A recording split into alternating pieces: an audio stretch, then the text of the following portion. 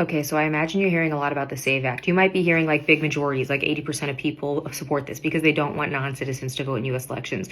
You might also be hearing that it's going to make it really hard for other people to vote in elections, like women who are changing their name through marriage or divorce or what have you. But there's a few things that we need to keep in mind when considering the SAVE Act. One is we've had this introduced the last 3 years in Congress and it's just passed the House.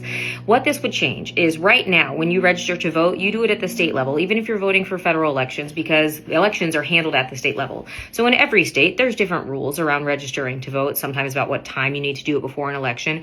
But in every state, you right now have to attest that you are a U.S. citizen under penalty of perjury if you're found not to be.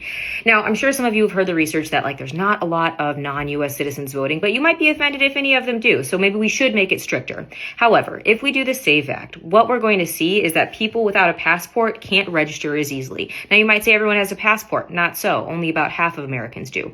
Now, you might say it's okay, I can bring my driver's license. But for most of us, our driver's license doesn't have that we are U.S. citizens. And instead, you would have to also provide proof of your birth. So you'd have to go find your birth certificate. I don't know about you, but these are not documents that I'm holding all the time. But the thing that makes with the SAVE Act maybe not so complicated is that we tried something like this in Kansas in 2013. They tried to have additional requirements for people to register if they're registering to vote in state elections because it's preempted by the 1993 National Voter Registration Act for states to require this for federal elections. But back to Kansas. They do this in 2013 and about 30,000 voters get caught up in the not being able to show at the time of registering that they're U.S. citizens, despite the fact that in reality, 99.9% of them are U.S. citizens. They just didn't have all the requisite documents to get through. So we actually ended up moving people off the rolls or not allowing them to be on the rolls in the first place in a way that harmed more U.S. citizens than anyone else.